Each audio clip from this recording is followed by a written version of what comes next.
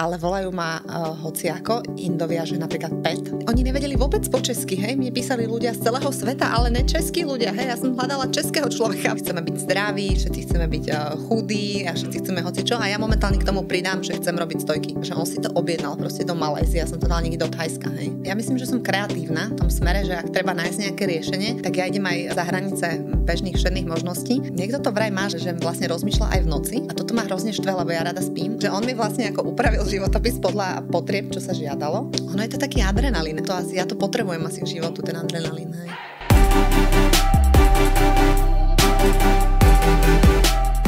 To budu říkat, ještě nevím. Jsem úplně z toho překvapený, protože máme vlastně nové studio, tyjo. A je to vlastně prémiový díl, no a dorazila k nám Peťka, Petronela teda Galambošová, ale my se oslovujeme Peťko. Ahoj Martine. Čau Peťko, já tě tady vítám u nás v novém studiu. Jak se máš dneska?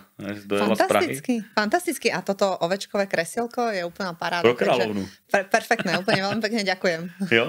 A ještě si mohla vybrat, jo? Presne já mám tak. takové křeslo jako na polohování, tak to jsem vyfasoval já. A jinak teda dneska je to velká premiéra, protože vlastně si vůbec první, kdo se mnou tady ve studiu natáčí dneska podcast. První video podcast vlastně, který natáčíme v tomhle studiu, jinak už nějakých pár video podcastů máme. Tak jsem rád, že si vlastně tady dorazila, protože jsem zvědav sám, kolik hostů jako tady ve finále dorazí do podcastu. No. Tady do studia, protože většinou jezdím za něma. No. Za tebou bych taky přijel samozřejmě. Ale Okay. ty jsi měla dneska cestu vlastně i kvůli jedné věci, že jedem společně Tak, na konferencii do Zlína, což je hodinku od nás, takže jsme to spojili jako logistici správně. Presne tak, príjemné s užitočným po ceste. Jo. Já jsem se tě chtěl na začátek zeptat, protože možná už jsme se o tom bavili, ale Petronela, že jo, to není běžné jméno ani na Slovensku. Jak vaši nebo tvoji rodiče vlastně k tomu jménu jako došli? Je zatím nějaký podtext nebo? Úprimne moja mama raz povedala, že keď som sa narodila, v pôrodnici sa pýtali na meno a ona povedala Petra a vraj o 2 dní, alebo kedy mala rodný list, zistila, že je tam napísané Petronela. Takže vraj to bolo nejak takto, hej, ale že to nejako sa stalo samo, hej, že to ani nevedeli. A teda som Petronela. A všetci ma volajú Petra, ale keď sme teraz v práci a používam firemný mail a mám to Petronela, tak musím povedať, že je to veľmi také, ťahá to oči a ľudia si to pamätajú, hej, a hlavne tí cudzinci, hej, máme veľa cudzincov v práci, takže pamätajú si, ale volajú ma hociako, Indovia, že napríklad Pet, hej. Pet food. Takže Indovia mi dávajú zabrať, ale Petranela, Petro a rôzne také tie skratky. A niekedy sú z toho aj úplne humorné komoleniny, a ktoré vôbec nemajú s tým menom nič spoločné. A normálne bežne v našich končinách som Petra a teda v práci tá Petronela ako fakt dáva to pozornosť, pretože možno ich není veľa a naozaj ľudia si to pamätajú. No právě, to my když jsme vlastně poprvé jako se nějak seznámili přes LinkedIn a tak, říkám Petronela, tyjo, tak buď to je nějaké pseudo, protože jsem to nikdy jako nezaregistroval, ale takže ti to vlastně dali sestřičky v porodnici. Áno, a inak je to v slovenskom kalendári. Normálne Okay. 31.5. Mám svátek, hej, takže meniny. No to tak zhruba, no, tak to tak budem vydávat asi tak náš podcast někdy v květnu, takže tak to vydáme na tvůj svátek. No tak to je paráda. Hej, takže tak. Jo. Jinak mi to jako vždycky ten rozhovor vedu tak nějak o té logistice a tady o těch věcech a samozřejmě ty se pohybuješ v logistické branži, ale jak si vůbec jako s logistikou, jak si přišla k té logistice? Sa ma to teraz pýtaš schválne, lebo som ti teraz hovorila. Nie, my sme mali na výške, ja som študovala medzinárodný obchod a mali sme jeden semester predmet logistiku, medzinárodná preprava logistika. A čo si to studovala? Chodila som na ekonomickú na výšku, na medzinárodný obchod a teda jeden semester, jeden predmet bolo logistike. A musím povedať, že ma to zaujalo. Hej? Niekde tam nám pani profesorka rozprávala o tom, jak príde kontajner, treba najeť nejaký žeriav, ktorý ho naloží, vyloží a nejak sa to dáva do pohybu. Tak som si povedala, že to znie zaujímavo. ale pracovala som v banke v tom čase, po Vysokej. A môj muž si hľadal prácu a ja som mu stále hovorila o tom, jak mňa by bavilo robiť v logistike. No on ako tam surfoval po nete, hľadal prácu, tak jedného dňa mi hovorí, že počúvaj, v jednej firme hľadajú niekoho na logistiku a ja som tam poslal tvoj životopis. Ako tvoj manžel? Môj manžel, hej, terajší už môj manžel. A ja hovorím, ale ja nemám žiadnu prax. A on hovorí, ja som ti tam nejakú vymyslel. Takže on mi vlastne ako upravil životopis podľa potrieb, čo sa žiadalo. A teda poslal mi ho a oni ma prijali. Takže tak začal nejaký... Takže on ti sfejkoval vlastne životopis? On mi sfejkoval životopis, normálne to sfejkoval. My sme mali kamoša, ktorý mal autodopravu. V ktorom roce to bolo? 2006. Kamoš mal autodopravu a on hrozne veľa o tom rozprával. Čiže ja som to mala ako keby napočúvané z nejakej tej časti prepravnej, hej, že čo sa deje v tých kamionoch, aké majú problémy, kde nakladajú paletu, vykladajú, čo sa nezmestilo, hej, aké veľké rozmery malo čosi a nevošlo to tam a potom to tam proste riešili. Tak ja som to mala tak napočúvané, takže aj keď som prišla na ten pohovor, tak ako nemala som problém sa nejako zaradiť do tej témy, hej, takže... Ty spracovala v bance, ale manžel věděl, že se zajímáš o tu logistiku, tak. Že jako se ti to nějak jako tak líbilo, tak ti sfejkoval životopis a ty se dostala do firmy, která se volá... Sa nehovorí. No musíš, teď už to musíš na sebe prásknout. Ne, to je tajné, to sa nemôže hovoriť. To už nie je firma? Firma už není vlastne. Jo, tak, firma už... mne. Takže jestli si tam brali samé lidi své Ne. Takže ta firma už neexistuje. Nie, firma už neexistuje. Ani to nemáš v životopise, už si to nedávaš, když bys náhodou tvořila životopis. Ne, už ne, teraz netvorím životopis. Na LinkedInu to taky nemáš. Myslím, že nie. Teraz už netvorím životopis. Dobre. Firma nežije nie kvôli mne, ale kvôli globalizácii. To je dobré, ty. To jo, ale dobrý, no, volí globalizaci. Takže, no dobré, ale tak kam si teda, jak dlouho tam byla na ten fejkový životopis? Dlouho? Ja som sa tam uchytila, akože mne sa to tam veľmi páčilo. A čo tam robila? Ja som nastúpila, boli tam vlastne firma, kde boli len 3 chalani, ktorí to ako keby rozbiehali pobočku Slovensku a povedali, že tak keď som tam už prišla, tak ja budem mať na starosti letecké zásielky. Hej? A keďže som hlásila ku kamionom predtým, tak letecké bolo nové, takže tam sa dalo už ako keby plávať ako ryba vo vode, hej, keďže nikto to predtým nerobil, tak ma vyslali na školenie a začala som mať na starosti letecké zásielky. Sama jeden vojak v poli, čiže som tam bola vlastne jediná, ktorá o tom mala nejakú tú potuchu. A to si musela ešte všechno pozisťovať asi, ne? Nebo to sa asi na vysoké škole nebralo, ne? No toto nás neučili. Pani doktorka nebo profesorka vás učila asi ako takovou tú... Ako jeden semester je len taký teoretický, hej, že teda čo tam asi sa ako deje. A takže začala som s tými leteckými zásielkami. Potom v firme sa troška darilo, rozrástla sa a teraz prišlo, že námorné nám robila Praha. A že čo teda, hej?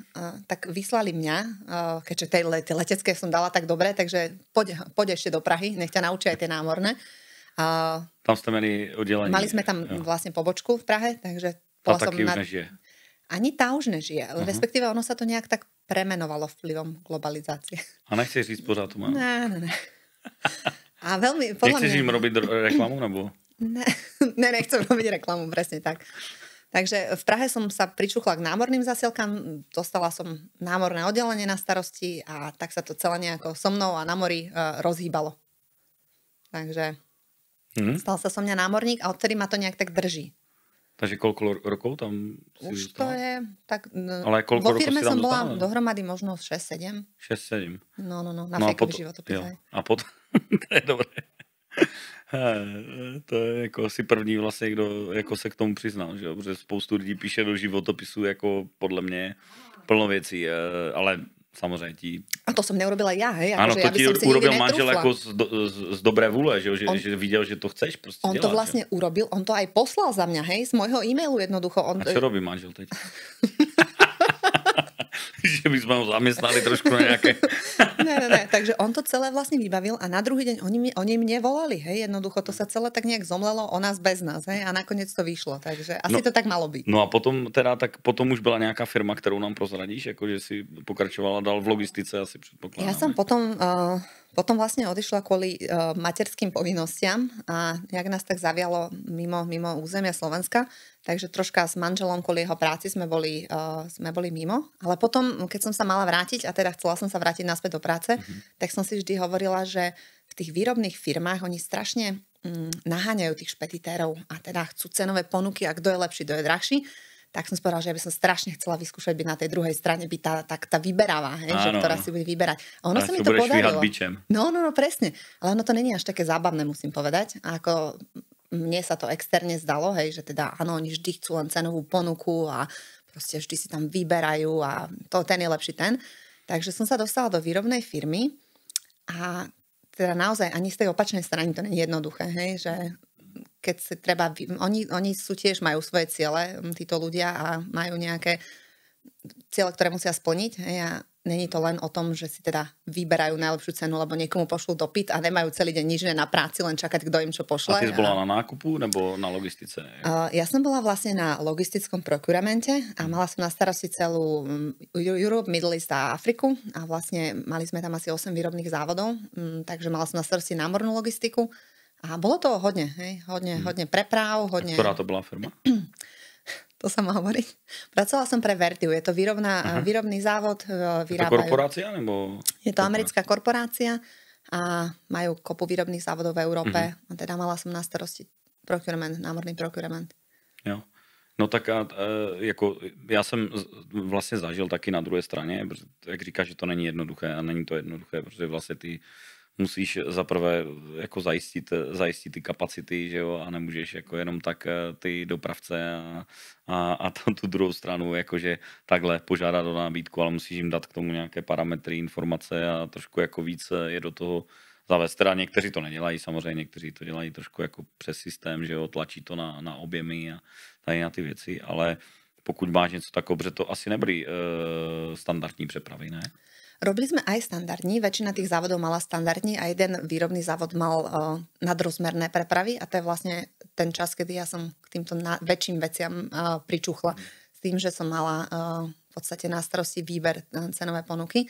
A ono to není také ľahké ako pri tých štandardných kontajneroch. Tam sa dajú porovnať jablká s jablkami a hrušky s hruškami, ale pri tých nadrozmerných človek zistí, že tam toho je hrozne veľa a ja som sa v tom nevyznala. Človek, ktorý v tom pracuje, hlavne tí operatívci, vedia, čo to obnáša a potom tam prišla nejaká Petronela, ktorá mala vybrať niečo na... Ktoré dali sestřičky meno a manželi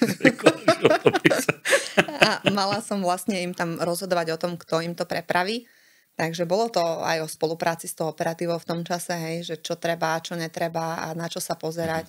A tak nejak chcela som, takže som sa k tomu nejako dostala, pričuchla. A... Co bylo takové jako nejtěžší z tvojho pohledu, vlastně když říkáš, že to nebylo jednoduché, jako vlastně si myslela vždycky z té druhé strany, říká, tak teď chci být na té straně. Co bylo to nejtěžší asi jako z tvojho pohledu, z té korporace to řídit a nějakým způsobem jako mít ty dopravce? No v korporáte každý chce byť šťastný a každý má svoje vlastné ciele, Takže na oddelení, ako bolo moje, nás zaujímali peniaze, Takže aby boli všetci šťastní. Toho človeka, operatívneho človeka zaujímal stav zásob, on chcel mať nízke zásoby na sklade, ale zároveň chcel, aby mu výroba fungovala tak, ako mala, čiže tá logistika mala do toho perfektne hrať, že všetko doručíme v čase, kedy treba mať, aby toho na sklade nebolo málo, teda veľa, ale aby zároveň nechýbalo, Takže je tam taká súhra všetkých tých oddelení, aby boli všetci spokojní. Aj tí, čo chcú mať plný alebo poloplný sklad, ale aj tí, čo chcú, aby to stalo čo najefektívnejšie, aby tie náklady boli tam, kde mali byť. Čiže toto bol taký problém a na tom procuremente tam samozrejme ide o peniaze. Keď máte na starosti niekoľko výrobných závodov, tak tam je nejaký ten mesačný spend, ktorý sa v korporáte pri viacerých závodoch pohybuje dosť vysoko. Takže ukočírovať tie náklady a dávať si na to pozor, aby všetko bolo pod kontrolou. A jedna, aby to fungovalo a dva, aby to bolo za ceny, ktoré sme sa dohodli. Mala si nejaký tým pod sebou? Ne, ja som bola časť týmu vlastne takéhoto, ktorý kolegyňa mala na starosti letecké zásielky, potom mali na cestnú a teda ja som mala námornú, takže... Že to musela zajistit vlastně i včetně té operativy. Ne, operatívu robilo už operatívne oddelenie. My sme boli len tí, ktorí vyberali prepravcov a vlastne nastavovali a udržiavali ceny, aby všetko fungovalo, jak má. A to jste udržovali jako na měsíční bázi? Nebo Ja neviem, mali sme, 200 kontajnerov mesačne napríklad na slovenský, do slovenského závodu, takže v podstate tam sa robili ročné kontrakty, aby všetko fungovalo ako má, plán B, ak plán A zlyhá, takže aby to bolo... Plán C potom zariadíme sami. A keď sme robili jeden tender, tak v tom šialenstve všetkých tých zip kódov, ktoré sme museli vlastne naceňovať, tak pri kontrole my, kolegovia v Malajzii, sme mali také teraz sa mi na Filipínach, hej, sme mali share centrum, tak mi raz píšu, že ten zip kód je nejaký neznámy a ja si tak, keď mi kontrolovali tie zoznamy, že kam ideme, teraz sa poserám, ja som tam dala svoju adresu domov, hej, ako na doručenie kontajnerov do tendra, hej, proste jednu. Takže zo pariadkov malo prísť aj ku nám domov, ale to bolo z čistého toho, že človek to kontroluje. Čo to je za exotická adresa? Niekto ti volá, tak napíšeš zip kód sebe domov, vidíš PSČ, tak zadáš ten vlastný. V Bratislave před barákem kontajner. No, plus minus, aj, takže bolo to veselé aj takto. No a teda v tom korporátu si říkala, že samozřejmě všichni robí, aby byli šťastní, že jo, nebo všichni mají být šťastní. Áno, korporátu ty jsi byla, nebo? Nebo čo ti to dalo, ten korporát? Že videla som to z tej druhej strany a teda naozaj musím povedať, že není to také ľahké, jak mne sa to navonok zdalo, ale mňa to ťahalo naspäť na tú prepravnú stranu, hej, lebo vyberať len, ako, nechcem to zjednodušovať, ale nielen, že vyberať ceny. Mňa to skôr bavilo operatívne, aj teda stále baví tie prepravy realizovať a na tej mojej strane korporátnej to v podstate nešlo, takže slovo dalo slovo a som sa rozhodla ísť naspäť na tú moju stranu, tam kam patrím. Jo. Nebylo to taková zábava, jak, možná za začátku, že jo, a pak... Tak. Mne tá operatíva hrozne chýbala, hej, takže... Jo. No, takže vlastně si přešla z korporátu do, je to teď momentálně vlastně si partnerkou, že jo, českého odnože společnosti Liburnia Group. Presne tak. Sme chorvátska firma na Balkáne, s Balkáncami sa robí dobre. Nie, je to skvelé, je to úplne iné, je to nekorporátny svet, je to menšia firma, aj keď musím povedať, že sme sa hodne rozrástli v poslednej dobe.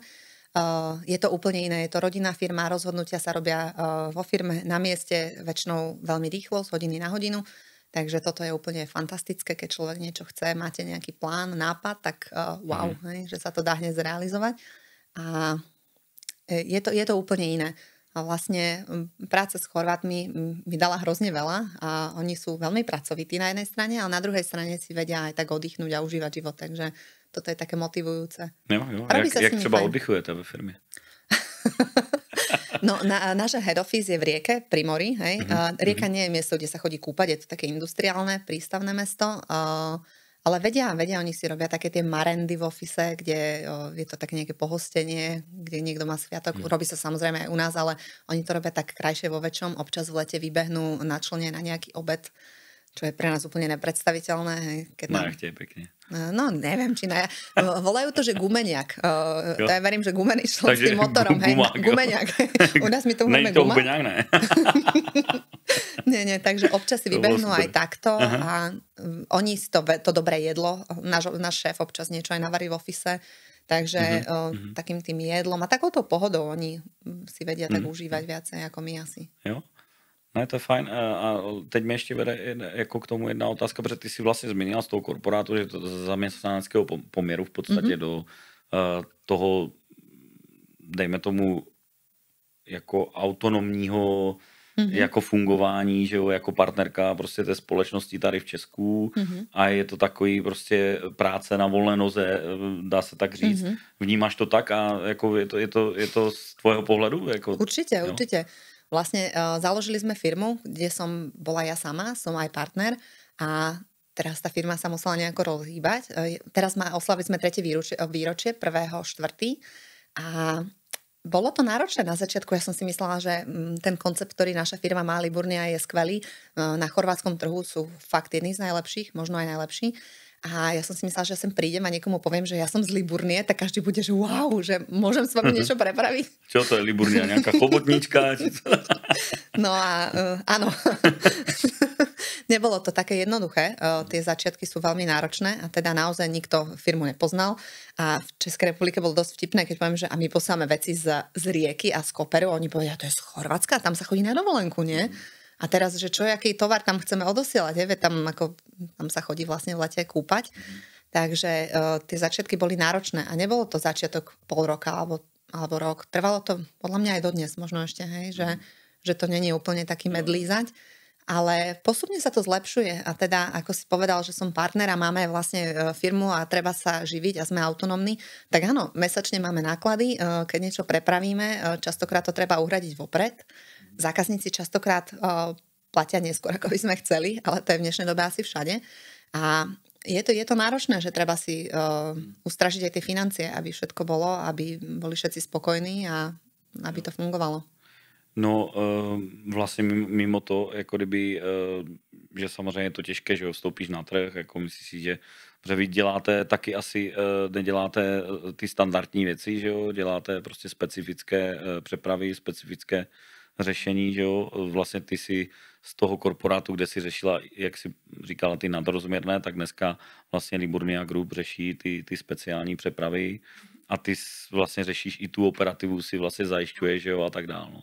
Tak v tom je to lepší než na tej druhej strane, nebo jak to? No určite, akože tie nadrozmerné vlastne, Liburnia bol môj dodávateľ v bývalej práci a mne sa hrozne páčil systém, akým oni fungovali. Hej, ako všetko, ako vedeli vysvetliť, ku všetkého mali odpoveď, hej, zákazník, človek, ktorý to robí chvíľu, má kopu otázok a je mu všetko nejasné, takže vždy ma naviedli na tú správnu cestu. Ja som si povedala, že ja toto chcem robiť a aj keď sme tu nás začali, hej, ja mám takú, ja myslím, že som kreatívna v tom smere, že ak treba nájsť nejaké riešenie, tak ja idem aj za hranice bežných všedných možností a snažím sa to riešenie nájsť. Niekedy to nevíde, ako teraz naposledy, jednu zásielku, nebudem hovoriť kam, ale teda veľmi ma rozosmutnilo, že sme ju nedostali. To sa pobavíme, to k tomu dojdem. Takže ja som si vlastne k tomuto pričuchla tak teoreticky predtým a potom som sa rozhodla, že teda chcem to zažiť naživo a chcem to organizovať pre niekoho iného. A musím povedať, že náš tým funguje tým, že sme malá firma, tak, že keď niečo riešime, tak to riešia, vedia o tom všetky naše ofisy. To znamená office v Chorvátsku, ale máme office v Holandsku. Takže vždy každý vie pridať nejaký kúsok k celému tomu celku, čom je dobrý a my z toho potom vystrúhame nejaké super riešenie, ktoré funguje vlastne pre každého. Ale je to preto, že veľa spolupracujeme. Hej? Robíme fakt stále, dennodenne všetky ofisy dohromady a snažíme sa nájsť fakt riešenie pre zákazníkov, aby boli všetci spokojní. A je to preto, že funguje to fakt preto, že všetci makáme na tom, v čom je niekto dobrý, hej, lebo jeden není dobrý v úplne celom tom procese, takže... Co si můžeme třeba pod tím řešením speciálním nebo tou speciální představit třeba? Jaký produkt? Plus minus. Takto. Nebo jaké řešení čeho? Teraz sme napríklad mali projekt, keď sme prepravovali zo Slovinska do Južnej Afriky. Bolo to door to door. Nadrozmerné bedne, povedzme. Každá mala asi 44 tón. Čiže treba zorganizovať auto, ktoré ich odvezie. My máme vlastné autá v Chorvátsku, takže v tomto smere, keď ideme z toho Adriatiku, hej, tak vieme si to zariadiť vlastnými autami. Tie auta musia mať nejaké povolenie, idú cez kopu krajín, tie povolenia treba vybaviť, hej, špeciálne na každú krajinu, v Nemecku na každý na ten región. Takže treba vybaviť povolenia, potom to dostať do prístavu, niekto to v tom prístave musí z toho auta zložiť. Teraz zložiť kam, hej, buď na zem, alebo teda na nejaké tie platformy na mafii, ktorými to ide niekam ďalej. Potom to niekto musí naložiť na tú loď.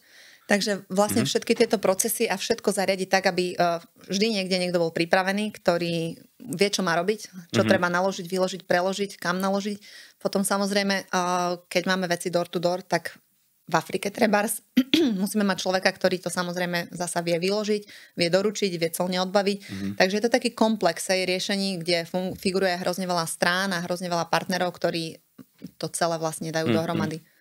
Vlastně jako to vy vlastně hodně často jezdíte do těch exotických zemí, nebo jako řešíte, nebo já jsem o tebe slyšel pár takových případů, že jste řešili dokonce Somálsko a tady ty věci, ale vím, že určitě máš pár, aspoň jednu, dvě jako historky, jakým způsobem to jako zafungovalo, nezafungovalo a docela jako ono, samozřejmě ono to není sranda, když se to řeší v té opeře a pak když retrospektivně jako si na to vzpomeneš, že jo, nebo jako to vykládáš někomu, tak to je velice zajímavé. Tak Vystřihni nám tady nějakou jednu takovou... V Lani sme mali taký projekt do Somálska, ako si hovoril, to je pre mňa, to bolo ukážkový projekt, ako sa niečo môže pobabrať.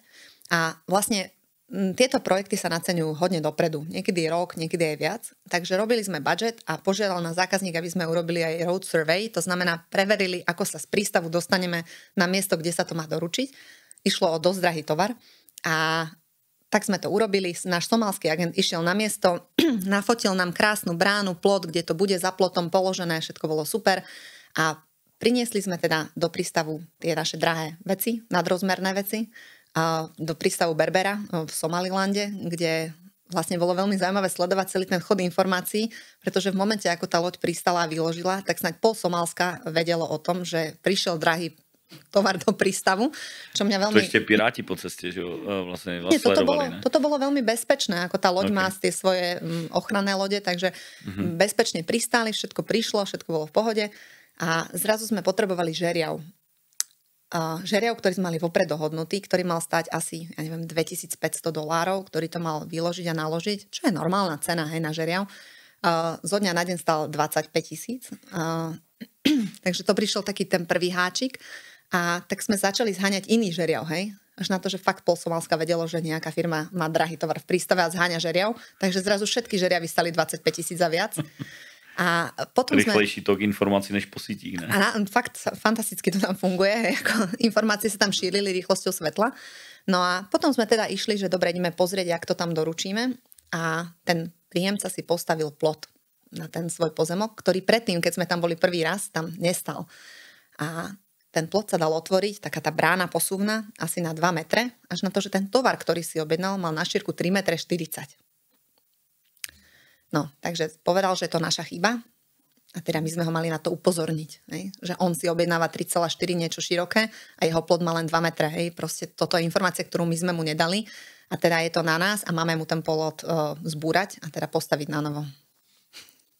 Takže dohadovali sme sa asi zo 3 týždne. Kolik Somálcov tam má príde zbúrať plot?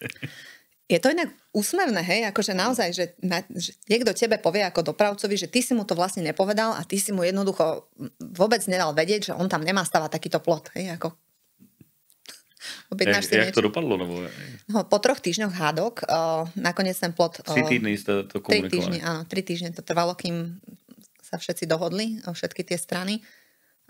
Že teda ten plot teda nakoniec nejako zbúrali. On bol taký murovaný a vlastne ten plechový plot, taký ten otvárací, takže ten plot nakoniec troška museli vybúrať, aby tam ten žeriav mohol prejsť, aj teda s tým tovarom, aby sa to mohlo vyložiť, takže mali sme tam fakt zábavu a trvalo to doručiť dohromady všeho všudy asi 4 týždne z prístavu na miesto určenia, vzdialenosť bola 3 kilometre. Wow. Takže ja nechcem teraz povedať, že vydierali, ale áno, ja som sa cítila... No, ja som sa cítila vydieraná v tejto chvíli, v tejto situácii celej, pretože raz bol na mne plot, potom žeriav zdražal, potom povedať, že vlastne všetko bola naša chyba, hej, takže... Kto to všechno zaplatil vo finále? Bo ako, jak sa to řeší? No, vo finále sme to zaplatili z časti my a z časti zákazník, ale vždy, keď doručujeme do takýchto exotických destinácií, dávame nejakú takú tú finančnú rezervu, hej, že niečo, keď pôjde zle, ale teda s takouto rezervou z 2500 na 25 000 ako to už nerátame. A neuděláš tím nic vlastně, jako na tu dálku, že? Ne. Jako, ani kdybys tam jela, jako osobně, tak no, kto by tam chcel ísť? Neuděláš tam nic. Ale tuto boli problémy napríklad aj s platbami, že oni chceli niečo uhradiť, ale do Somálska nikto nechcel, žiadna banka európska nechcela platiť, hej, takže sme tam platili cez agenta v Džibutách a proste už len ten tok peňazí, hej, že niečo, keď sa malo pohnúť a zákazník si povie, že prečo to tak dlho trvá? No, lebo my to máme zaplatiť a ono to nejde zo dňa na deň, hej, do Somálska zaplatiť niečo, tam všetky platby boli kontrolované, tam ako niečo uhradiť, ako bolo to náročné aj finančne, aj týmito bankovými prevodmi, aj všetkými týmito súčasťami, ktoré sa majú stať, ale ja si myslím, že v týchto afrických krajinách, ale nie len tam, ale to všade, hej, že človek musí rátať a počítať, že sa stane aj to, čo sa nemá stať. Jak to jako zvládáš? Jako u toho, když 4 týdny musíš řešit tohle, jako co ti probíhá hlavou, říkáš si, tyjo, to se na to vykašlu, jako to prostě už jako není možné, nebo jako ten projekt položíme, nebo že tam asi tě dojde na takové myšlenky, ne? Jako, Ale by z áno. toho jeblo, jako uvozovka. Jako. Ne. Tak projekt sa musí doručiť, hej? A hlavne toto bolo takéto high value cargo, ktoré bolo treba bezpečne dostať na miesto. A je to náročné, akože človek si povie jeden deň, že ja sa teda priznám, že som ich obvinila z toho, že ma vydierajú, na čo mi ten zákazník povedal, že ja vlastne nemám žiadne dôkazy a vlastne, že oni ma idú dať na súd, lebo ja som ich osočila z vydierania a oni vlastne ma nikdy nevydierali.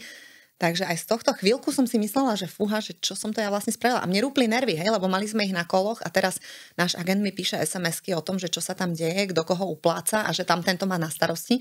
A mne v istej chvíli, ja som sa fakt neudržala, ja som to proste na nich celé vyblafla. Ja sa ako vôbec nedivím. Že? A teda musím povedať, že som sa poučila, že treba si dávať pozor aj na ústa v takýchto chvíľach. Hej, lebo... Politikaření trošku v ten moment, jako kdy ty to vlastně jako nemůžeš nějak ovlivnit. Jakože. A jedině to můžeš tím asi zhoršit, že? Těma. Ja, takýmto, akože naozaj, že niekoho ale naozaj som nemala dôkazy, ja som mala niečo, čo povedal náš agent.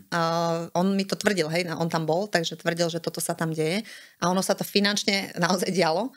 A hovorím, ja som jednoducho im povedala, že je to takto, ako to je. Oni ma jednoducho vydierajú a takto si to nepredstavujem. A teraz prišlo na to teda, že kde máš dôkaz? A ja som ho nemala. Hej. To, že mi povedal nejaký agent, že niečo sa deje, tak OK, tak čo s tým? Takže istej chvíli mi prišlo, že fúha, že bolo mi to treba a že na čo? A prečo sme to vlastne išli doručiť? A nikto to nechcel doručiť do Somálska. Iba Liburnia sa rozhodla doručiť do Somálska. A jeden zákazník sa teraz pýtal, asi tento týždeň to bolo, možno pondelok, že či niečo doručíme do Somálska. Asi len do prístavu tentokrát. Ale hovorím si, že to snad není pravda, že či ako... Ne, snad sa to nebude tam, viac znova. No, že jako, jo, tak někdo to tam doručit asi doručí, no, ve finále. Že jo. Ideálne v týchto krajinách je, teď, když máš ty zkušenosti třeba s tady tím, tak bys to jako... Ne. Nechcela by tam dala prostě marži, jako, nebo buffer jako $50,000. To zákazník potom nevezme, hej, že to je hrozne drahé. Už by som do toho nešla, ako čo sa týka Somálska. Hej, to bola ako pre mňa, bola to stresujúca skúsenosť, trvalo to hodne dlho a teda hodne to stálo. Už by sme to neurobili. Ako ja osobne by som tam už ísť nechcela, za ten stres mi to nestálo. V týchto krajinách zvyčajne je ideálne si to doručiť po prístav, ale teda máme zákazníkov, ktorí chcú doručiť aj mimo, ďalej, ako je ten prístav. Ty říkáš, že si z toho vzala jako ponaučení, že teda už asi nikdy tak jako nevybuchneš, nebo nebudeš nikoho jako asi obviňovat, že tě vydírá, ale no dobře, a tak těch projektů není jenom Somálsko, že těch projektů je víc, tak co teď teda, když něco takového nastane podobného někde jinde, tak jak zareaguješ, jako, nebo jak reaguješ teďko? Nebo co bys doporučila lidem v těchto situacích? V té logistice je spoustu takových vypjatých situácií.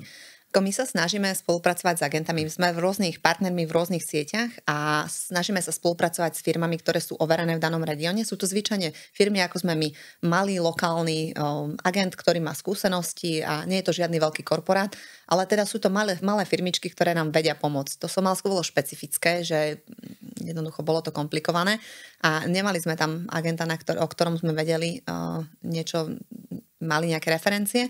Takže toto bolo taká nejaká neznáma, ale no, išli sme do toho s tým, že to tak ako už sme doručovali do veľmi veľa afrických krajín, tak čo by mohlo byť Somálsku zle, ako áno, je to Somálsko, ale no, už pokazilo sa to, ale nakoniec všetko dobre dopadlo, hej, to je hlavné, všetci boli nakoniec spokojní. Jo. A jak s tím pracuješ jako tak psychicky, jakože teď jak s takovýma věcma, jako jdeš to vydýchat ven, nebo? Ja mám taký zlozvyk, mne sa o tom sníva. Niekto to vraj má, že vlastne rozmýšľa aj v noci a mne to tak beží v hlave celú noc, taký ten príbeh a toto ma hrozne štve, lebo ja rada spím a zrazu nemôžeš spať, lebo ti to ide v hlave, ako sa ti to prehráva na novo. Takže toto ma tak štve, ale musím povedať, že tieto moje nočné myšlienkové pochody mi raz hrozne pomohli, keď som jednému zákazníkovi poslala kontajner úplne do iného prístavu. Ja som sa zobudila o 4 ráno jednu sobotu, že ja som mu že on si to objednal proste do Malajzie, ja som to dala niekde do Thajska, hej. Napadol ma takéto niečo, že ono sa to pravdepodobne stalo. Hrozne mi to vrtalo v hlave. Ja hovorím, keď mne o 4 ráno niečo v sobotu vrtá v hlave, ja som otvorila počítač a ja som to fakt spravila. Hej. Akože ja som poslala kontajner niekam úplne inám. No to nejde iba tak Už to rýchle nejde, opraviť, jasne. hej, ale bolo to ešte v čase, keď sa to dalo zachrániť, hej, v najhoršom prípade by sme to museli poslať na naše náklady z iného prístavu do toho správneho, ale teda dalo sa to zachrániť a tieto moje myšlienkové nočné pochody mi vlastne pomohli predísť katastrofe, síce také ne až také veľké, ale nie je to príjemné pre nikoho, hej, akože vysvetľovať niekomu, že viete čo, ja viem, že vy ste to chceli do Malajzie, ale ja som to šupla do Thajska, hej, ako je to kúsok, hej. To ešte, že nemáš nad postelí lapač snů, že jo, ten by to lapol a ráno si to vyberem, hej, že čo sa tam deje.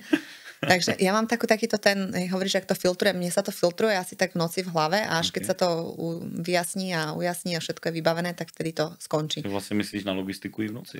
Hej, a ja to nechcem robiť, ale ono sa to deje, hej, takže... No jasně, no, tak jak, já si myslím, že hodně je to i tím, že vlastně si ponořená do toho provozu, do té operativy a že to vlastně máš, jako jedeš v tom celý den, že jo, tak pak... Ono je to taký adrenalín a mne toto asi, ja to potrebujem asi k životu, ten adrenalín, hej. To je to, co sa ti páči na to. Áno, presne tak. Jo? Presne tak, hej, také ako v týchto nadrozmerných prepravách je väčšinou vždy nejaký problém, hej, ako ja neviem, ja viem, zákazníci to asi nechcú počuť, ale ono to tak je, hej. My sa tie problémy snažíme vyriešiť bez toho, aby sme ich informovali. Keď už je zle, tak musíme ich do toho v podstate zainvolvovať a dať vedieť, že niečo sa deje. Ale väčšinou je to o tom, že my sa celý deň snažíme vyriešiť nejaký problém. Ty říkal, že jste se jako hodně přesouvali, nebo že jsi byla na mateřské, že jo, a že jste se přesunuli někam. Jak to jako, co vás tomu vedlo, nebo k tomu cestování, stěhování se, jako, bylo to za prací, nebo... Bolo to za manželovou prácou. Vlastne aj v Čechách sme skončili kvôli manželovej práci. A musím povedať, že sa nám celkom páči. Praha ako také mesto, aj celkovo život v Českej republike. A kde ste byli inde ešte, než v Praze? Byli ste niekde predtým? Žili sme v Moskve 5 rokov. To bola tiež zaujímavá skúsenosť. Potom sme sa vrátili na Slovensko a teda potom pracovné povinnosti nás zaviali do Prahy. A teda teraz žijeme, pracujeme 4 roky v Prahe. A ty jsi přitom ještě vlastně, nebo pracovala, že jo, předpokládám a tak dále, jak jsi to všechno zvládala skloubit i dneska vlastně jako předpokládám, že manžel pořád asi nějak cestuje, že jo, v rámci práce, jak to zvládáš? Máš vlastně takovou vypjatou práci v logistice, o které se ti aj zdá. Teď jako do toho samozřejmě rodina, že jo, děti a to, jak se ti to jako daří balancovat, co... Ale manžel pomáha, hej? On teda má toho v práci dosť, ale pomáha, deti už sú troška väčšie, takže tiež pomáhajú, ale asi ako každý rodič a ja sa mením po obede na Uber a rozvážam deti kam treba, hej? Tak to bohužiaľ v dnešnej dobe je, tak toto funguje. Ale je toho dosť, no, ale moja práca je dosť flexibilná v tom, že nikto netlačí, že to musí byť hotové od 8 do 4, takže preto to možno riešim aj v noci. A dá sa mi to takto sklbiť, hej, že v podstate není tam taká nejaká fixná pracovná doba, i keď samozrejme všetci ľudia, aj naši zákazníci pracujú od do a teda vtedy je človek k dispozícii, ale potom tieto operatívne veci, častokrát s časovými posunmi, je úplne jedno, či ich riešim od 8 do 4 alebo niekedy večer. To je asi i tou dost autonomní pozicí, že jo, co máš, jako, nebo i to, že si partnerka vlastně v firmě, tak si to můžeš trošku uspůsobit tak prostě na té volné noze, že jo, že musíš to urobit, ale jestli to urobíš ráno, či to urobíš večer, tak to asi tak to ne, hej. Jasne. Ako ja sa snažím byť v normálnom pracovnom čase dostupná, čo aj teda väčšinou som, ak nenatáčam podcast. A aj o víkendu. Aj o víkendu. A potom fakt, ja si myslím, že to je dnešná doba, to rozvážanie detí a tieto poobedné záležitosti, takže všetci sme na tom istom, takže ja sa to snažím brať tak. Tak. Co pro tebe jako takhle, kromě toho adrenalinu samozřejmě, z toho pohledu tu logistiku máš ráda, baví tě to, ale co pro tebe logistika jako jinak znamená? Jakože takhle jak v praxi, tak vlastně možná v tom osobním jako životě. No, logistiku rieši asi každý z nás, či už s tými deťmi, alebo teda ja aj v práci. No, pre mňa je to proste veľmi zaujímavé nájsť nejaké riešenie, niečo, čo by mohlo fungovať, hlavne keď sú to nejaké destinácie, ktoré sú neprebádané. Toto ma baví úplne najviac, že treba nájsť nejaký spôsob niečo vymysleť. Takže taká tá kreatívna práca. A v našom biznise je to aj veľa o počítaní, hlavne tieto veľké veci, treba tam veľa kalkulovať. To je vec, ktorú zasa ja až tak akože, ale robím to. Na hej. to sú specialisti, ne? No, treba to vypočítať, hej, jednoducho. Hlavne, keď to má kopu všelijakých zložiek a súčastí, takže je to taký kolobeh bežného života pre nás aj pracovného a pre ostatných možno len toho súkromného, keď riešia závozy a rozvozy po vlastnej osi. Ale pre mňa to jednoducho naplňa. Príde mi to kreatívne, stresujúce samozrejme, ale každá práca je stresujúca, hej, takže, a niečo robiť musíme. Takže. Co na to říká dneska manžel, když ti tehdy svojkoval ten životopis a dostal tě do té logistiky vlastně? Co dneska, jak se na to tváří, jak když si třeba zvedáš telefon ještě večer a teď tam něco robíš a o víkendu a něco se takového jako podělá jako v Somálsku, tak si pořád jako k dispozici. Tak. No, on je s tým v pohode, lebo on hodne pracuje a teda ona si pracuje viac ako ja, takže on nemá čo vyčítať, hej, asi tak by som si to povedala. Ale on je rád, keď som ja rada, hej, a ja som spokojná, takže jak sa hovorí happy wife, happy life.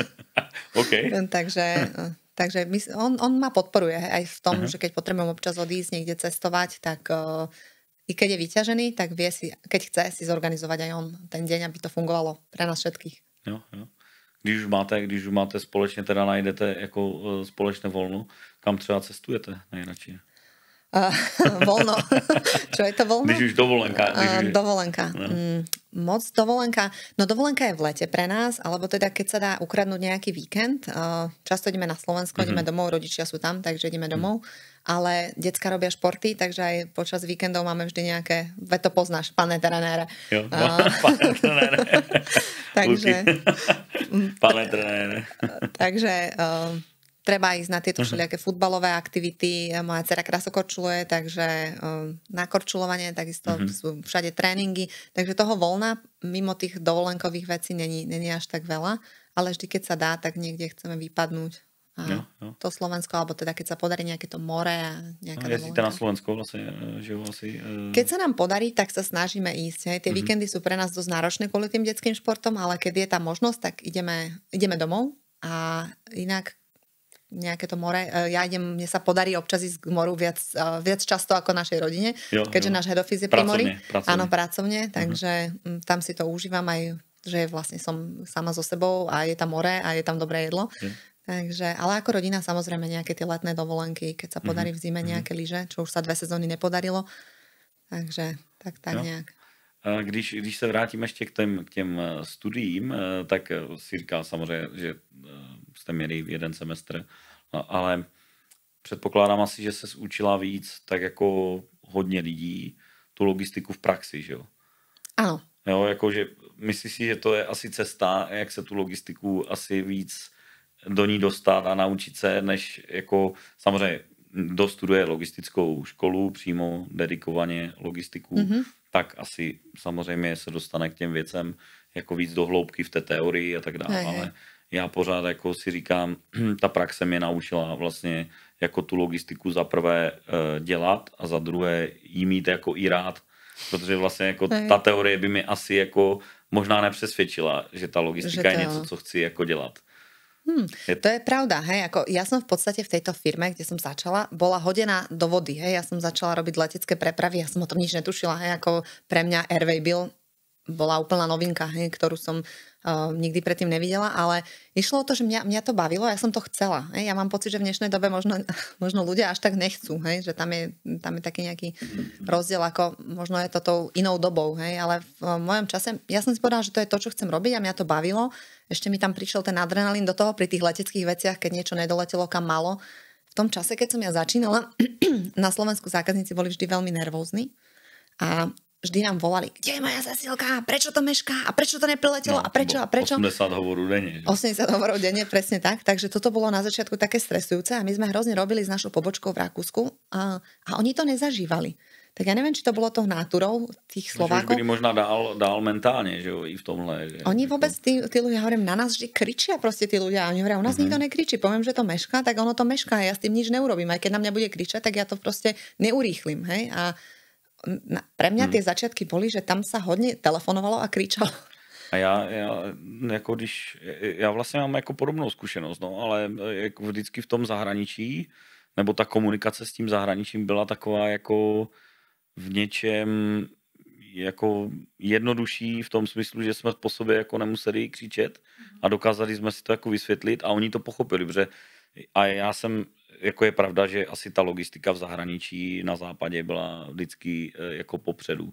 Nebo nemyslím dneska zrovna, protože už jsme hodně daleko a myslím si, že jako děláme spoustu věcí, jako které jako kolikrát i předčí ty zahraniční projekty, ale tehdy po té revoluci potom v tom roce 2000 a dál, tak to začalo, že jo, tak jako nějak teprve ta logistika jako se dělat tady s těma přicházejícíma investicema z toho západu a ti už jako tu logistiku dělali, takže já třeba mě učili jako logistiku Holanďani, že jo, v LG Philips, jako když jsem pracoval pro LG Philips tady v Hranicích, tak to byl mix Korea jako Holanďani a tam oni už tu logistiku znali, oni už jako věděli vlastně, kam Čiže se to oni má, ti dali to co se má know-how? dělat vlastně. Víceméně jako a takže v tom zahraničí, na tom západě ta logistika už byla v nějaké fázi mnohem dál než my, a proto možná asi, nevím, že lidi tak křičí, nebo křičeli. Jako. Neviem, ako je to... Že byli nervózní z toho, nevěděli, co si s tím mají ani počítí zákazníci. Že? Presne tak, že oni možno nevedeli, hej, a teraz najlepšia obrana je útok, hej, tak myslím, že keď na niekoho zakričím, tak on to možno lepšie pochopí. Ale teda, no, bolo to dosť o takýchto kričavých zákazníkoch, ukričaných, hej. Co si myslíš, že je jako důležité, aby dlouhodobě člověk vydržel vlastně v té logistice? Jako aby nepodlehl, vlastně aby to nevzdával, aby nepodlehl těm stresům, kterým je vystavený jako každý den, a hlavně v té operativě, myslím. Tak co si myslíš, že dlouhodobě je důležité? No ja si myslím v prvom rade, že človeka to musí baviť a ak ho to baví, tak sa asi musí vedieť odosobniť, hej, že asi o tej 5, keď zatvára alebo o koľkej končí, že jednoducho asi tie problémy tam nechať a oni tam do druhého dňa počkajú a potom sa to dá vyriešiť. A možno tá chladná hlava, že ja som bola na začiatku tiež taká br do všetkého. Horká krev. Slovenská horká krev. A ja ju asi stále mám, ale snažím sa to sama so sebou troška korigovať, že už to není o takej, ja som bola tiež výbušná, kričava, nikto neurobil, čo mal, tak mňa to tiež tak ťahalo. Ale teraz sa snažím to riešiť viacej s rozvahou a kľudom a možno s takým väčším nadhľadom, ale možno je to aj tými skúsenosťami, že to není len tým a možno keby si tí, ktorí začínajú, chceli nechať poradiť a nechať sa troška viesť a naozaj zamyslieť sa nad tým, že to, že sa budú dneska stresovať, či to má nejaký vplyv a či niečo tým zmenia, hej, vlastne, že či také nejaké to vypätie nejako urýchli alebo spomôže vyriešeniu danému problému, hej, alebo teda či sa na to treba pozerať s nejakým pokojom a pokorou možno aj, hej. Jo. A na spoustu lidí pořád dneska asi ještě jako ti zákazníci křičí, že jo? Tak, musím povedať, že moji zákazníci nekričia teraz, hej? Takže ja mám taký pocit, že sa to posunulo, že to niekam vyspelo. Možno, že kričia stále takí tí zákazníci, ktorí majú možno tie štandardné prepravy, také niečo, čo fakt mešká, nejaká paleta, niečo možno letecké, hej? Ale u nás všetko trvá a možno aj tým sú tí zákazníci takí pokojnejší, že ono sa to nerobí z večera do rána. Jo. Jako já nechci paušalizovat, jo, jakože jako tak jenom jako střílím, že pořád asi se najdou, protože ti lidi jsou pořád pod nějakým extrémním stresem, někdy tlakem, jak v korporátu, hlavně když děláš tu logistiku asi pro tu výrobu a tak dál, což jsme si jako zažili, jo, tak tam ten tlak je mnohem větší, že jo, ještě.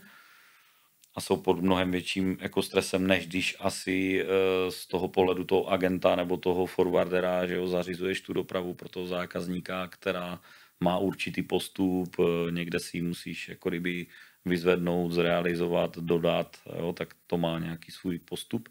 Když to v té výrobě kolikrát vlastně ti logistici dostávají jako dobře na frak, jako když se něco zpozdí, když něco není dostupné a vlastně musí dělat takový ten nárazník z toho venku do toho interního jako kdyby procesu. No. Tak tam asi spíš se jedná o ty lidi, kteří dlouhodobě pak to nevydrží. No. Áno, pretože to je presne ten korporát, že jeden chce mať dobrú cenu a druhý chce mať hrozne malo na sklade, aby nemal financie v zásobách, hej, ale zároveň chce, aby všetko fungovalo vo výrobe tak, ako má. Čiže nie je možné, že niečo chýba, lebo výroba potom zastane. Hej, samozrejme to je bežná prax. Takže tam je asi naozaj taký ten problém, že ľudia sa snažia, každý má nejaké ciele a každý je do niečoho tlačený. Jeden mať prázdny sklad, alebo poloprázdny, tak aby išla výroba, ale nič nemal navyše. A druhý, aby to doručil na čas. A samozrejme pri tej doprave, ako je to len doprava, hej, stať sa môže hocičo. A videli sme Baltimore, stať sa môže hocičo. Takže treba očakávať neočakávané a samozrejme nevždy príde všetko na čas. Lebo tak to je, hej. Nedá sa s tým nič urobiť. Jo, je to tak, no. Je to tak. Přesto ten korporát dal ti jako něco, že, protože říkáš, že jako ráda robíš jako a manžel sice robí víc, ale ty robíš taky hodně podle mě. tak dal ti třeba i tohle, jako že v tom korporátu se celkem jako jeden někdy na krev a jako pořád člověk honí před sebou ty projekty a... V korporáte, teda v mojej pozícii, išlo o to, aby peniaze boli pod kontrolou, hej? Aby financie boli. A samozrejme, čo hýbe svetom? Peniaze. Takže to bolo dosť dôležité. A no dalo mi to niečo. Byť organizovaná, mať všetky financie pod kontrolou. A ja som sa snažila vždy hrozne, aby aj operatíva fungovala a aj tie financie boli pod kontrolou. A pardon, toto je v korporáte niečo, čo sa necení. Na zdraví. V tom korporáte ľudia chcú, aby... Tam sa zaujíma každý iba o to svoje.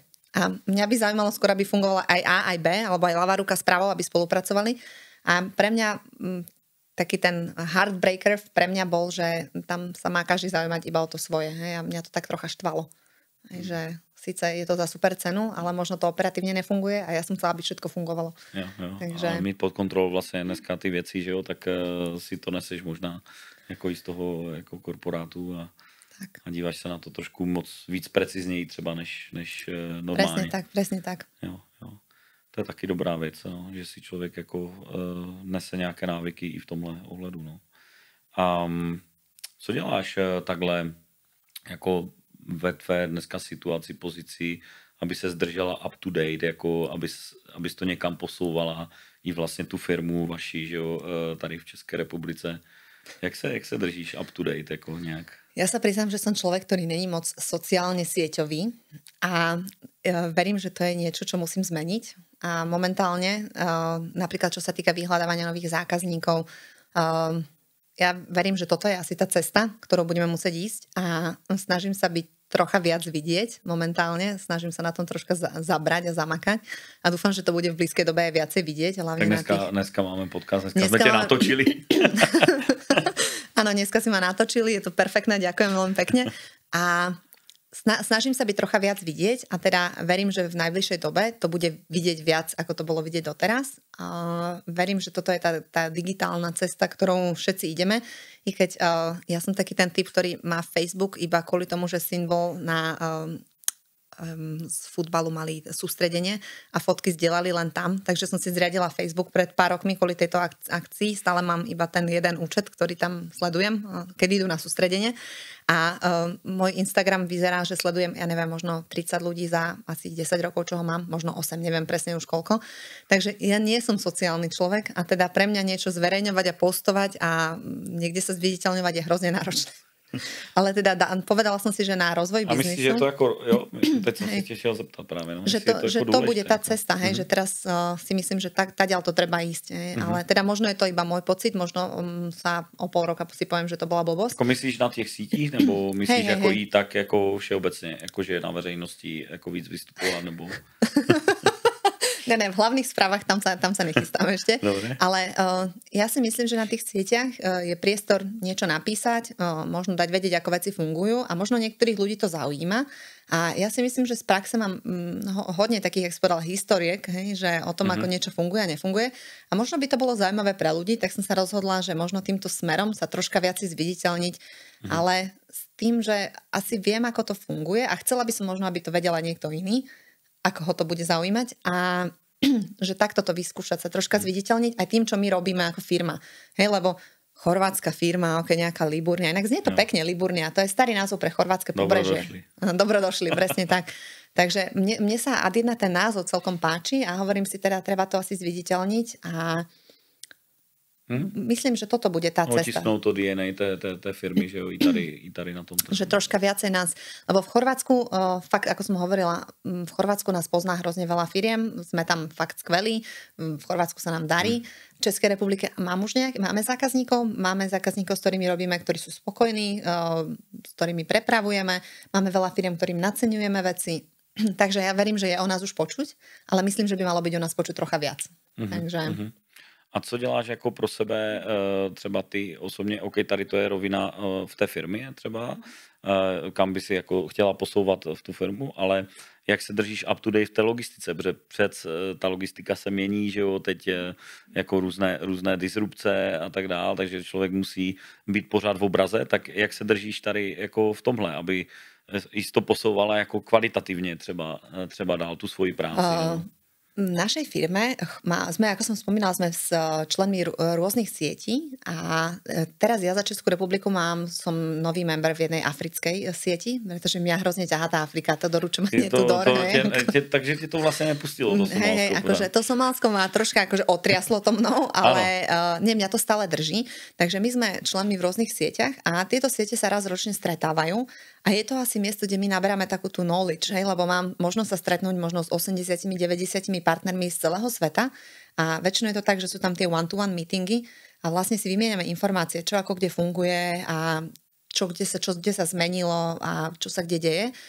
Musím povedať, že v tomto smere fungujem aj na WhatsAppe, mám rôzne siete, mám na starosti v našej firme siete a teda vidím všetky aj tam, kde nie som member a takže my sa vlastne držíme up to date s novinkami alebo s tým, čo sa deje v hociakej krajine, ako vidím to dennodenne v týchto WhatsAppových komunikáciách, potom máme tieto stretnutia. A co sa deje na tom jako pozadí toho vašeho servisu nebo služeb, nebo jako generálne?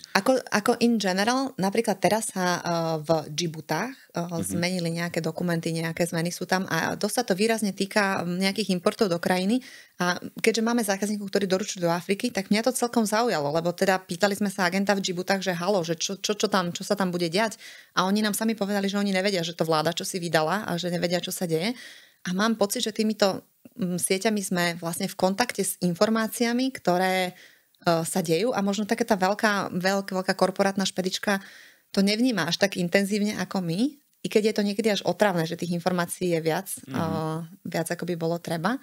Napríklad v mojich sieťach v týchto dňoch sa veľmi veľa želá všetko najlepšie k Eid Mubaraku. Neviem, či zachytil moslimský sviatok, majú tento týždeň najväčší. Áno, už je koniec Ramadánu, takže v tejto chvíli u nás je v kurze prianie všetkému dobrého k Eid Mubaraku. To je privátna vec, hej, ktorá každý si želá, ale teda v týchto sieťach sa dozvedáme o tom, čo sa deje kde tu vo svete. A ďalšia vec je, kedy sa my niečo dozvedáme, riešime, my sa snažíme byť na veľa veľtrhoch a konferenciách. Teraz sa chystáme do Rotterdamu budúci mesiac, bude tam Breakbulk, je to vlastne výstava úplne pre nás. Máme tam vlastný stánok a tam sú rôzne semináre, prednášky, takže snažíme sa ich zúčastniť. A tým, že my sme vlastne v kontakte s veľa firmami po celom svete, tak máme tie informácie, verím, že často z prvej ruky, čo sa kde deje, čo sa kde zmenilo, čo treba spraviť. Takže asi toto je taký ten zdroj. Tie výstavy, veľtrhy a stretávanie sa s tými agentami. To je pre nás. No, chybí ti něco jako z tohohle pohledu třeba v logistice nebo vůbec jako všeobecně v tom supply chainu? Jako chybí ti něco na tom trhu nebo na těch sítích, jako co bys ráda viděla, ale není to nějak jako dostupné nebo dohledatelné nebo...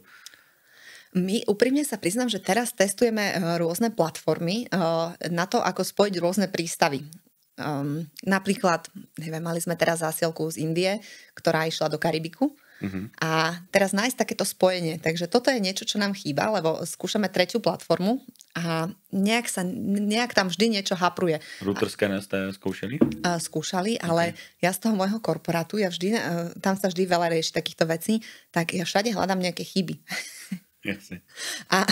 Zatím si ich našla. Ja v kuse nájdem nejakú chybu, čo mi nevyhovuje a ja viem, že tie firmy na tom robia, oni to vyvíjajú, zlepšujú a oni majú zase radi takých, ako som ja, ktorým hovorí, že kde je tá chyba, hej, že oni vedia že keď to niekto naozaj reálne využíva, že čo je zle. Tak ja s Rootscannerom som mala call asi pred mesiacom, kde som im povedala, čo sa mi nepáči a kde čo nefunguje a oni sú hrozne zlatí, lebo oni to chcú počuť, hej, oni práve toto hľadajú, aby im ľudia povedali, že čo je zle, aby to mohli nejako vylepšiť, hej, takže... My využívame Rootscanner vlastne ako Antwerpy. My sme Antwerpy, Rotterdam, že Hej. využívame hlavne RootScanner. No.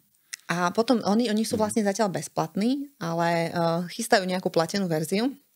Ale tých platform je viac a sú aj platené. A my to vlastne RootScanner je viac menej na kontajnerové lode, ale my hľadáme aj roro lode, aj čartrové lode a my by sme to chceli taký jeden produkt. Hej, toto nám chýba. Hej, taký jeden produkt, ktorý by vedel všetko zastrčiť. To by bolo úplne, že wow.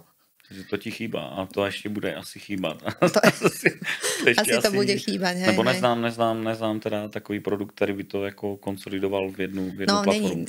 Není taký. Nenašli sme Možná teda spíš platformu, která to bude konsolidovat jako pod svůj jako kdyby dešník, že jo, a přes...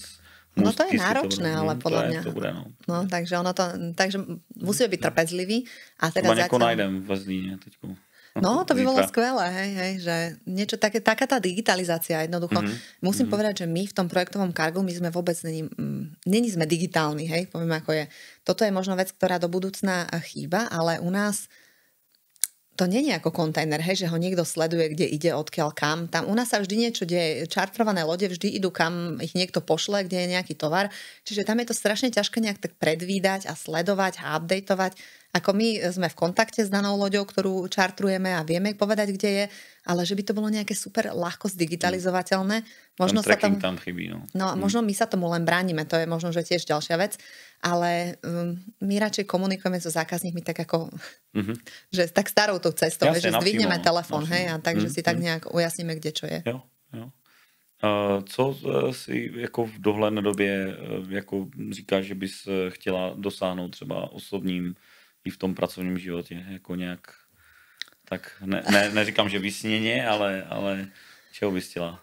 Čo by som chcela? No, chcela som hrozne zamestnanca nového, niekoho, kto by mi troška pomohol, lebo začína toho byť viac, ako by som sama chcela.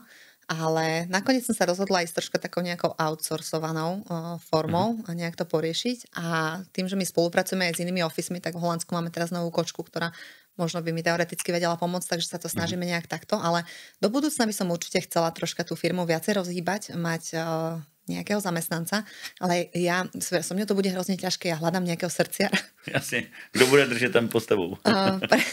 Presne, ja potrebujem niekoho, koho to bude baviť a ono je to asi hrozne ťažké nájsť a možno, že ja to tak pozerám, ako keby som hľadala druhú ja a ono to je náročné, bo každý sme nejaký iný a ja som si niečo vysnívala a ono to, uvidíme, ako to bude realizovateľné. Ale teraz som sa troška rozhodla... Možná nejakého robota za 2 roky, nejaký AI. Nie, ja potrebujem niekoho so srdcom. Naklonovaný. Ja fakt potrebujem mal ten človek srdce na správnom mieste, aby ho to bavilo. Hej? A takže toto je do budúca môj taký pracovný cieľ, akože nájsť niekoho, bolo to asi 2 mesiace dozadu, keď som sa rozhodla niekoho hľadať, ale potom po prečítaní tých životopisov, inak bolo to hrozne vtipné. Si to hodila na LinkedIn, že? Áno, ja som to hodila na LinkedIn. Čo sa stalo? Ja musím povedať, že ja som bola z toho v šoku. Hej? Inzerát som napísala v angličtine, pretože som chcela, aby ten človek vedel anglicky a teda takto nejak vychádza z našej firemnej kultúry, keďže všetci robia všetko a komunikujeme, tak som to dala v angličtine, ale napísala som, že by som chcela plynulú češtinu. Alebo slovenčinu, hej, tak ja hovorím tiež slovensky. Ja sa za to ospravedlňujem, v Čechách hovorím slovensky, ale môj prízvuk český je hrozný. Hej, ako... Ja si zvykám taky hovoriť po slovensky. No to je výborné, lebo my vás musíme troška držať, vieš, v strehu, lebo inak vy tú slovenčinu úplne zabudnete. Takže ja sa snažím ako vás stále držať v tempe, aby ste tomu rozumeli naďalej. No a tak teda napísala som, že plynulá čeština. A mne prišlo za deň možno 200 životopisov. Všichni česky umieli.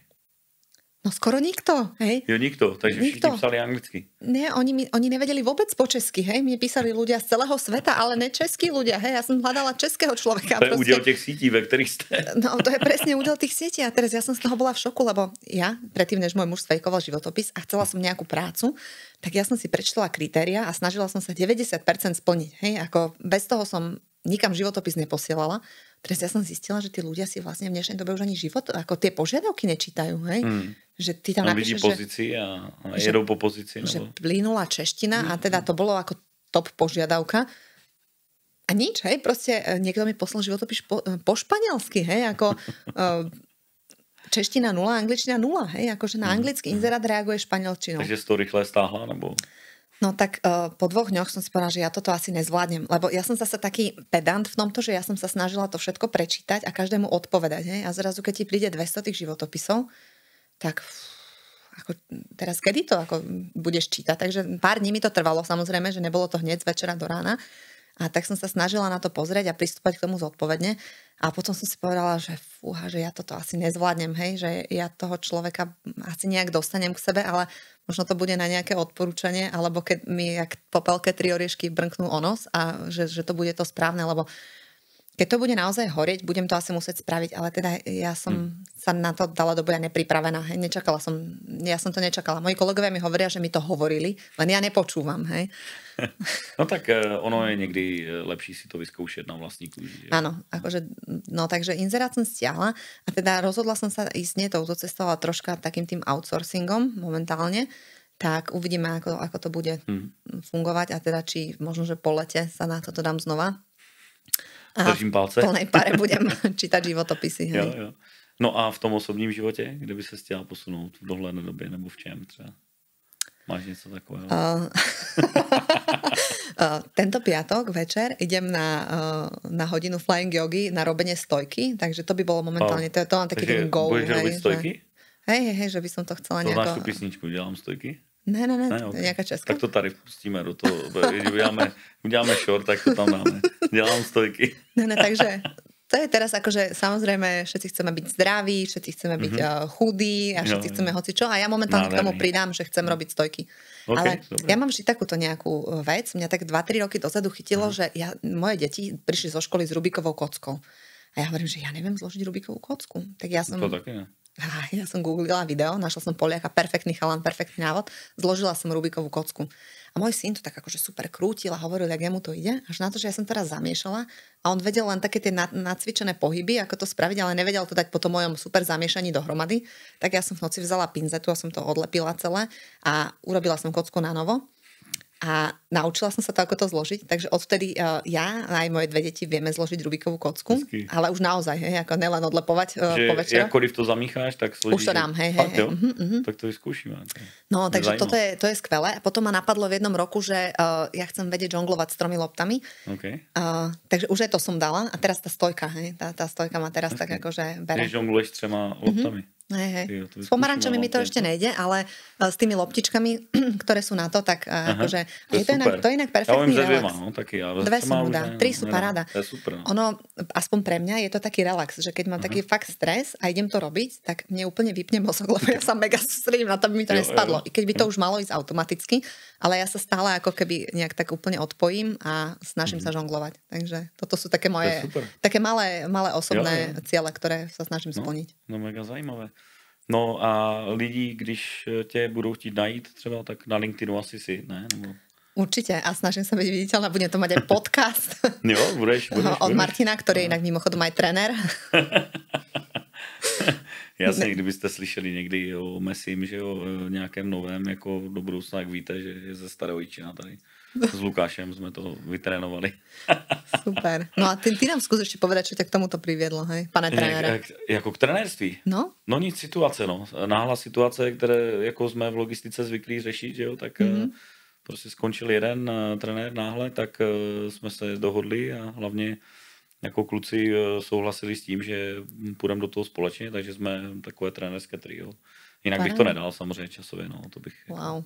To by se nedalo, ale mám tam ještě synka, že jo, jako vlastně v přípravce oba dva, ale jeden je mladší, druhý v té starší, tak mi připadalo takové logické to prostě nějak už, jako když mám čas a můžu to být, když nemám, tak kluci to vezmou za mě a se mnou vlastně, my to děláme dohromady, já to nedělám sám, ani bych to jako nezvládl, no. Takže to tak jako nějak to, mě to dovedlo, ale je to fajn, no. A časově je to samozřejmě náročné, no, takže. No. Logistiku využíváš úplnej praxi. A logistika je totál prostě. Plánování je úplně tam, kde by jako ho nikdo nechtěl. Ale perfektně si to zvládol, to je skvělé. No, takže tak, no. Ale tak já si myslím, že jsme jako dali nějak dost věcí dohromady v podcastu, že jsme se stačili dotknout. Luky, já nevím, kolik tam máme, 40 minut určitě.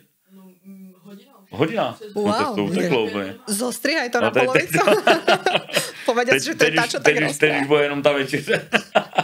Jej, No, to je hodně, super, děkuji hodně. ti, že jsi dojela až sem, jako za mnou, že jsme to tak jako mohli spojit. Doufám, že se cítila trošku komfortně to tady ve studiu. Toto kreslo je boží. Ovečka je prekrásna. S ušiskama, tady také ušiska. Paráda, je to krásne. Moc ďakujem za pozvanie, bolo to skvelé. Bála som sa na začiatku, ale teda dopadlo to fajn a teším sa. Som hrozne rada, že som mohla vyskúšať tvoje štúdio ako prvýkrát. Si první, totálně první.